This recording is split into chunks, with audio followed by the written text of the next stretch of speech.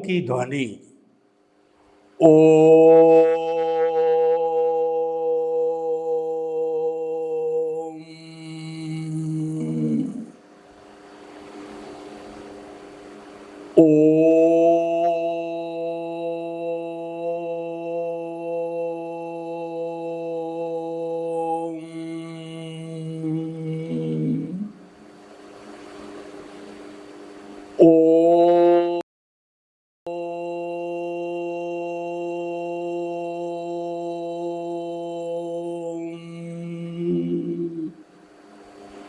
अरम की ध्वनि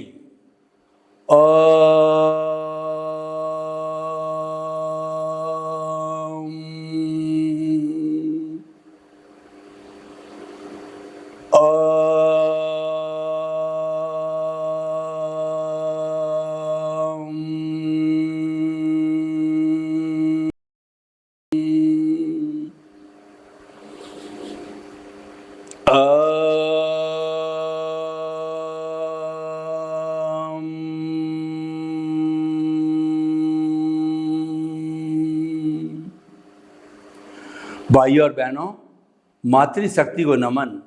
आज का हमारा अति उत्तम अति सुंदर विषय तमस रजस सत्व, ये तीन प्रकृति के गुण हैं। ये हमारे तीन जो है इस शरीर के भी गुण हैं, क्योंकि जे पिंडे ते ब्रह्मांडे, जो ब्रह्मांड में है वह पिंड में है, जो पिंड में है वह ब्रह्मांड में है। यानी मनुष्य का शरीर इस ब्रह्मांड का प्रतिनिधित्व करता है, उसका रोल मॉडल है। अगर कोई ब्रह्मांड को समझना चाहे तो इस शरीर पे वो रिसर्च करके ब्रह्मांड को समझना पड़ता है। ब्रह्मांड में तीन तत्व होते हैं, तमस रजस और सत्व। यही तीनों तत्व इस शरीर के अंदर भी होते हैं। त्रिगुणात्मक जो है ये कहा जाता है। तीन गुण हैं, वो प्रकृति के भी हैं और शरीर के भी हैं। पहले हम तीन गुणों को समझेंगे और इसकी प्रकृतियों के होने से क्या परिवर्तन आता है, क्या बॉडी पर इफेक्ट आता है, और वो अच्छा इफेक्ट है या बुरा इफेक्ट है। बुरा इफेक्ट है अच्छा बनाया जा सकता है। तो पहला है सबसे बुरा इफेक्ट, वो तमस। तमस का अर्थ होता है कि नेगेटिव थॉट्स, हिंसाकारी प्रवृत्ति, बड़े बड़े आतंकवाद, अपराध, चोरी डकैती, ये सब तमस संस्कार है, ये तमस विचारधारा है। देखिए, कोई भी व्यक्ति कार्य करता है तो सबसे पहले चिंतन मनन और निध्यासन होता है। चिंतन का मतलब होता है पहले सोचा जाता है।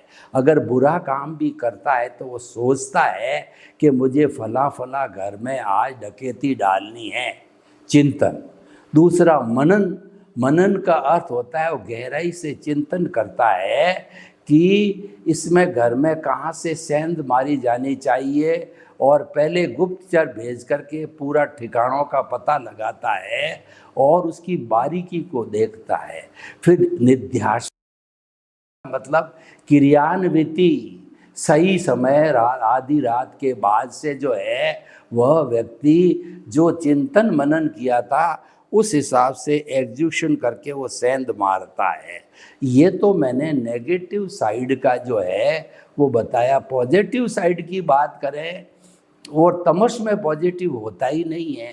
तमस में तो हिंसा, अपराध, मिलावट, जितनी बुराइयां मनुष्य जीवन में इस दुनिया में है, वो सब तमस के संसार में है। ये मोह का संसार कहलाता है।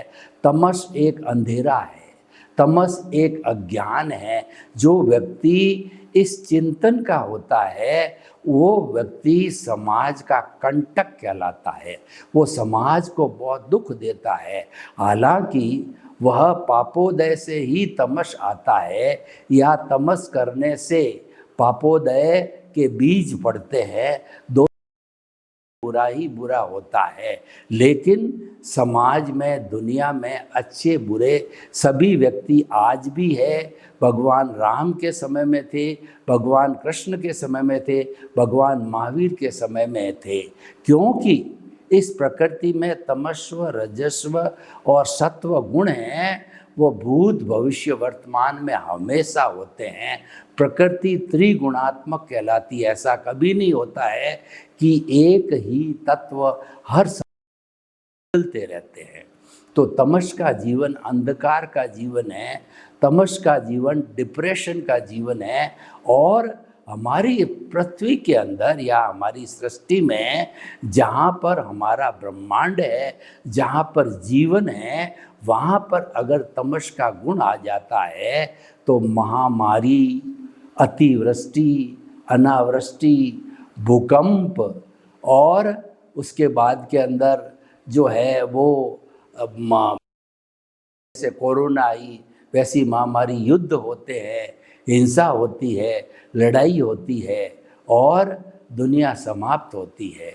तमस जो है हमें दुख में ढकेलता है, तमस हमारी बर्बादी करता है और तमस के जीवन में दुख ही दुख होता है, क्योंकि अंधेरा जहाँ होता है वहाँ पर अज्ञान होता है और अज्ञान ही सबसे बड़ा है।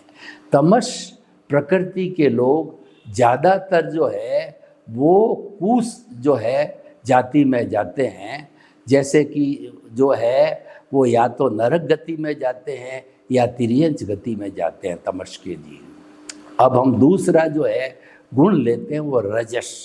रजस्व गुण से चंचलता आती है, व्यक्ति के विचारों में चंचलता आती है, चित्त में चंचलता आती है, काम करने में, मन वचन काया की प्रवृत्ति करने में चंचलता आती है।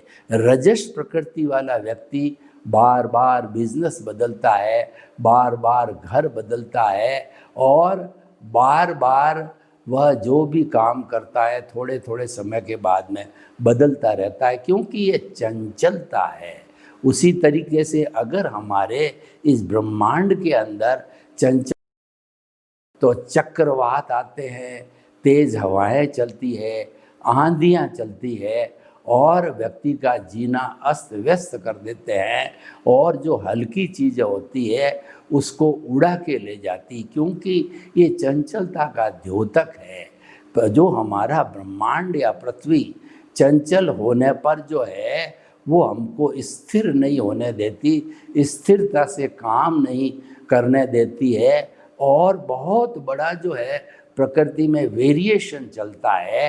कभी धूप निकल जाती है और कभी गहरा अंधेरा छा जाता है, कभी गहरी लाल पीली आंधी आ जाती है, कभी बड़े चक्रवात तूफान आ जाते हैं।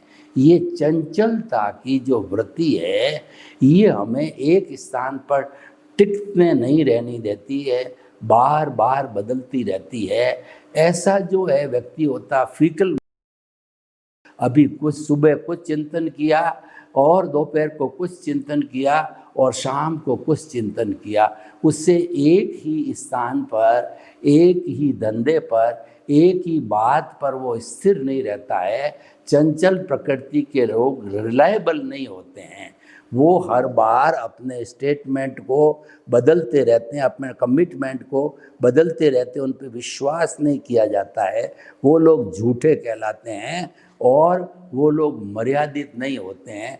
ऐसे लोगों की समाज में कोई रेपुटेशन नहीं होती है, क्योंकि चंचल व्यक्ति क्या कब कर बैठे कुछ पता नहीं पड़ता है, वह किसी भी चीज़ पर स्थिर नहीं रहता है। तीसरा जो गुण है वो सत्व गुण है। ये गुण है वो धार्मिक गुण है। इस गुण को धारण करने वाला व्यक्ति आध्यात्मिक होता है, नैतिक होता है और समभाव वाला होता है, विनय। सारे गुण सत्व प्रकृति में आ जाते हैं। सत्व प्रकृति वाला जो परोपकार करता है, लोक कल्याण करता है, जगत कल्याण करता है, जय जगत करता है और हमेशा चिंतन करता है पर हित सरिस धर्म नहीं भाई, पर पीड़ा सम नहीं अदमाई। वो किसी के प्रति बुरा चिंतन नहीं करता है। बुरा चिंतन भी आ जाता है तो तुरंत ही से क्षमा याचना कर लेता है, या कुदरत से क्षमा याचना करता है कि मैंने कुदरती रचना को देखने में गलती करी, कुदरत का कानून तोड़ा, हे मेरी प्रकृति माँ मुझे क्षमा करो, क्षमा करो, क्षमा करो। दोनों वर्तमान के समय में दोनों ही सही है। या तो आप अपना आलोचना, प्रतिक्रमण, प्रत्याख्यान, हमारा जो गॉड है, गॉड यानी जनरेटर, ऑपरेटर, डिस्ट्रॉयर है, उससे क्षमा याचना करो, या जिसके साथ में बुरा व्यवहार हो गया है उसकी आत्मा को साक्षी रख करके और उससे क्षमा याचना मांगो और उसको क्षमा कर दो। तो भाई और बहनों, सत्व गुण वाला, जब सत्व गुण हमारे इस ब्रह्मांड में पृथ्वी पर आते हैं तो धार्मिक कार्य होते हैं, प्रसन्नता आती है, चारों तरफ मंदिरों का निर्माण होता है, साधु सन्यासियों का विचरण होता है, सत्संग होती है और लोग कहते हैं। ऐसी सत्व गुण की स्थिति के अंदर सब जो है व्यक्ति को गुण ही गुण मिलते हैं, उसको अच्छाई ही अच्छाई मिलती है। और ऐसा वातावरण होने पर व्यक्ति को बड़ी ही आनंद की अनुभूति होती है। जैसे मैं आपको बताऊं, अगर आप रोज मंदिर जाते हो, भगवान का ध्यान करते हो, तो ये सत्व एक्टिविटी है। आप जो है अपने घर में ध्यान में बैठ करके मैं शुद्ध आत्मा हूँ, मन वचन काया से मुक्त है, मन वचन काया कुदरती रचना, मन वचन काया कुदरती रचना से मुक्त, ऐसा मैं शुद्ध आत्मा हूँ। यानी केंद्र के अंदर आप शुद्ध आत्मा को शुद्ध भावों के साथ प्राण प्रतिष्ठा, हमारा ये ज्योति केंद्र है, यहाँ पर कर देते हो तो जन्म जन्मांत के अंदर वह आपकी शुद्ध आत्मा भगवान केंद्र में तब तक रहेगा जब तक कि आपका सारा अज्ञान समाप्त नहीं हो जाए, जब तक मिल जावे तब तक वह केंद्र में विराजित रहता है। तो भाई और बहनों, हमें हमेशा कोशिश करनी चाहिए कि सत्व गुण की अधिकता रहे, सत्व गुण बढ़ता रहे। तो ये पुरुषार्थ से भी संभव है और प्रकृति की हमारी कुदरत है उसकी कृपा से भी संभव है। देखिए, हमें हमेशा अपनी प्रकृति माँ की पूजा करनी चाहिए। समय में आप वेदों को देखिए, उपनिषद को देखिए, त्रिपिटक को देखिए, आप आगमों को देखिए और ब्राह्मण, आरण्यक सभी चीज़ों को देखिए, मनुस्मृति, सब में प्रकृति की पूजा का वर्णन आता है। क्योंकि प्रकृति की पूजा करने से सत्व गुण की बढ़ोतरी होती है और सत्व गुण वहाँ पर प्रकृति के अंदर इंद्र, जल को इंद्र देवता कहा जाता है, कहा जाता है, पृथ्वी को पृथ्वी देवी कहा जाता है, माँ कहा जाता है, भारत माता कहा जाता है, और वायु को वायु देवता कहा जाता है, और वनस्पति को जो है वो चरक जैसे लोगों ने, जो हमारे ऋषि मुनि हुए हैं, उन्होंने प्रकृति का बहुत बड़ा उपयोग किया।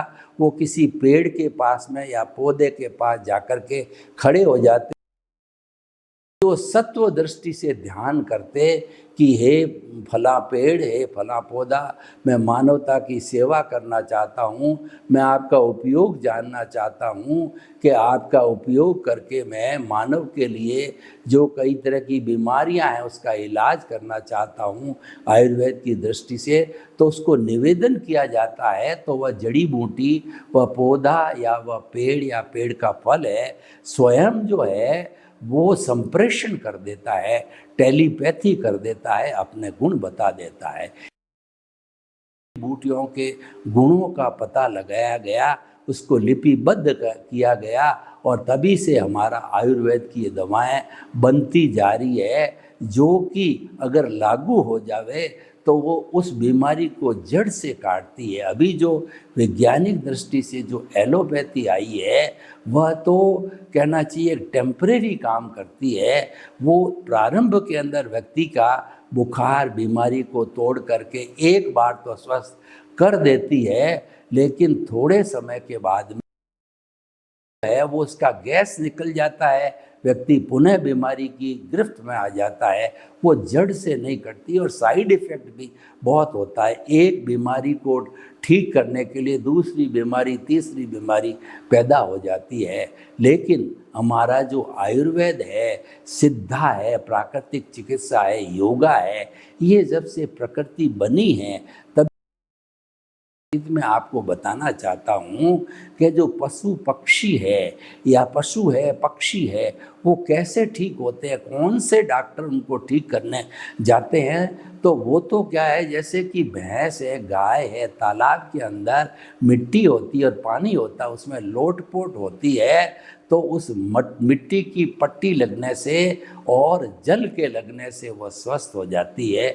इसी तरीके से जानवर होते हैं, उनके कहीं पर खून निकल गया, घाव हो गया, तो वो जो है पानी के अंदर बैठ करके, पानी के अंदर डुबा करके और शीत हवा के अंदर बैठ करके या कहीं पर गर्म होती है, गर्म हवा में बैठ करके वो ऑटोमेटिकली ठीक हो जाया करते हैं। उसके लिए कोई डॉक्टर नहीं आता है ठीक करने के लिए, क्योंकि वो तो सब प्रकृति मान है। सारी व्यवस्था जो है पृथ्वी जल अग्नि वायु और आकाश पंचभूतों से ऐसी व्यवस्था बनी रखी है कि इन 5 भूतों से 84 लाख जीवा योनि के असंख्य अनंत प्राणियों को जन्म दिया जा सकता है, भरण पोषण किया जा सकता है और उनकी शारीरिक बीमारी को भी ठीक किया जा सकता है, मानसिक बीमारी को भी ठीक किया जा सकता है। पृथ्वी माँ तो समग्र हमारे जो 5 physical health, mental health, emotional health, spiritual health और सोशल हेल्थ सब में मदद करती है। उसके पास के अंदर हर चीज़ का समाधान है। बस उस नेचर माँ का दोहन न किया जाए, उसको समर्पित हुआ जाए और हर व्यक्ति का जो कुछ भी सुबह से शाम उसके चलता है कुदरती रचना माना जाए, देखा जाए, समझा जाए और उस कुदरती रचना के अतिरिक्त सोच करके कुदरत का कानून नहीं तोड़ा जाए तो व्यक्ति कभी अस्वस्थ हो नहीं सकता और ऐसा व्यक्ति जो है शाश्वत सुख को भी प्राप्त कर सकता है। तो भाई और बहनों, हम बताना चाहते हैं कि सत्व गुण की अधिकता होने से हमारा पर्यावरण जो है वो अच्छा बनता है और हमको सुख की अनुभूति होती है और कुछ समय भी ऐसा होता है जहाँ पर सत्व गुण चलता है। मैं आपको आरा की बात करूँ कि जो हमारा पहला आरा है, जो कि पहला आरा 4 करोड़ सागर का है, दूसरा 4 करोड़ सागर का है और तीसरा जो है 46,000 वर्ष कम 4 करोड़ सागर का है। तो इस तरीके से जो है वो जो पहला, दूसरा और तीसरा है, ये तो गुण की प्रधानता रहती है। तो वहाँ पर पृथ्वी जल अग्नि वायु और आकाश बिल्कुल विशुद्ध मिलते हैं, क्योंकि इनका जो है दोहन नहीं होता है। लोगों की जो लालसा है, खासकर मनुष्य की, बहुत सीमित होती है, सेटिस्फाइड रहते हैं, इसीलिए इनका दोहन नहीं होता है। लेकिन तीसरे से चौथे में आते आते व्यक्ति के अंदर जो है वो तृष्णा की भावना पैदा होती है, लोभ की भावना पैदा होती है, यानी रजस गुण जो है। और जो है 5वें आरे में तो तमस गुण भी चालू हो जाता है और 6ठे आरे में तो प्योरली तमस गुण ही है। उस तमस गुण के अंदर ये होता है कि मनुष्य की जो हाइट जो है वो एक बिलाती होती है, 12 वर्ष का दादा नाना बन जाता है और जानवर जो गर्मी भयंकर पड़ती है और जो है वो नदी के अंदर बिल बना बना करके मनुष्य रहते हैं, थोड़ी सी ठंडक मिलती है और छोटी मछली बड़ी मछली को खा जाती है। 6ठे उसके अंदर तमस गुण होता है, चारों तरफ अंधकार ही अंधकार होता है और अधर्म होता है। जहाँ अधर्म होगा वहाँ तमस गुण होगा, और धर्माधर्म होगा वहाँ रजस गुण होगा, और जहाँ धर्म होगा वहाँ सत्व गुण होगा। तो हम धर्म को जो है सत्व रजस तमस तीनों से जोड़ सकते हैं। तो कुल मिलाकर प्रश्न ये कि भीतर है, हमें पुरुषार्थ करना चाहिए कि सत्व गुण को जो है हम जागृत करें।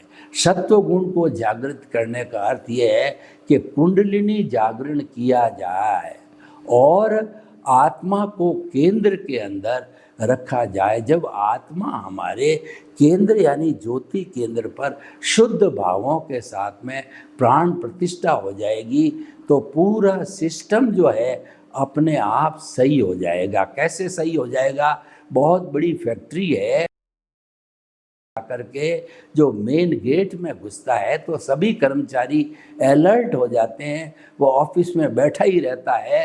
तो सारे डिपार्टमेंट ये देखते हैं कि जो मालिक है, सेठ जी है, वो ऑफिस में बैठे हुए कभी भी राउंड पे आ सकते हैं, तो किसी तरह की कोताही नहीं करते हैं। वो किसी तरह का जो है वो काम के अंदर कोई भी काम में गड़बड़ी नहीं करते हैं, यानी स्वतः ही सारा वातावरण ऑटोमाइज्ड हो जाता है, अच्छा हो जाता है। क्यों हो गया?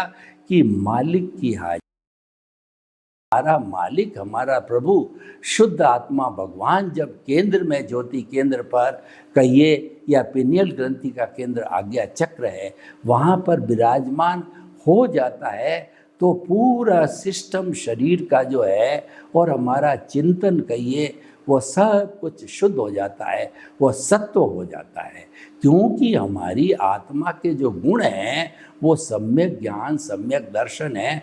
उसका अर्थ है कि सत्व गुण। तो सत्व गुण की प्रधानता हमारे भीतर आनी चाहिए, करना चाहिए।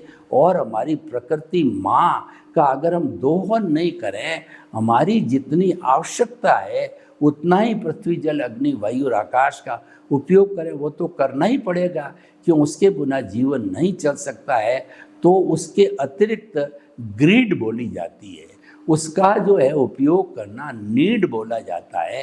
नीड के ऊपर जो कुछ भी हम करते हैं वो हमारी ग्रीड यानी हमारा परिग्रह है, वही जो ही हम करने लग जाते हैं तो रजस्व गुण आता है। बहुत ज़्यादा एक्सट्रीम पे हम लोभी हो जाते हैं तो वह तमस गुण आ जाता है।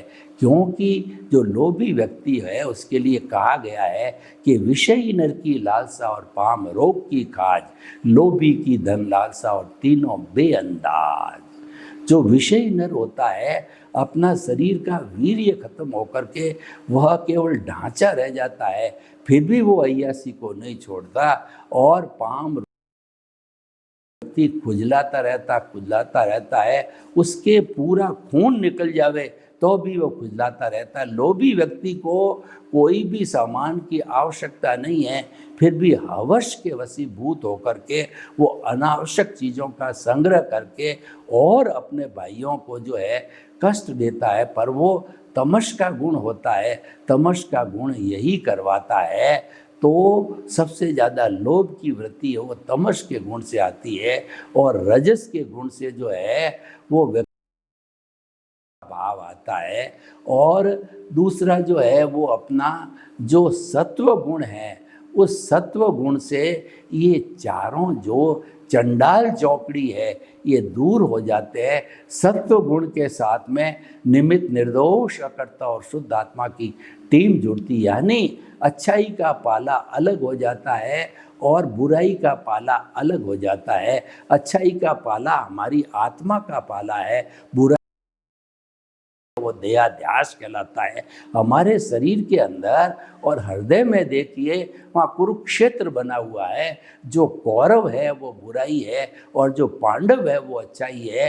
कौरव पांडव की तरह बुराई अच्छाई का हमेशा स्ट्रगल चलता रहता है, यानी सत्व का रजस और तमस जो है इन दोनों का सत्व से स्ट्रगल जो चलता रहता है। जो पांडवों की विजय होती है, धर्म की विजय होती है, तब है। तो भाई और बहनों, निष्कर्ष की भाषा में हम ये कहना चाहते हैं, सत्व गुण हमको प्रकृति देती है, उसके साथ साथ में हमारा जो रियल पुरुषार्थ है वह भी सत्व गुण के कारण होना चाहिए, क्योंकि रियल पुरुषार्थ पर कुदरत का कोई कानून लागू नहीं होता है। हमारी आत्मा स्वयं भू होती है, उस पर दुनिया का कोई कानून नहीं लगता है। अगर वो आत्मा स्वयं भू होकर के लक्ष्य बढ़ा दे कि सत्व गुण ही राइज होना चाहिए, तो सर्वे भवन्तु सुखिनः सर्वे सन्तु निरामया, लोग के जीवों को सुख मिले, शांति मिले, आनंद मिले, प्रेम मिले,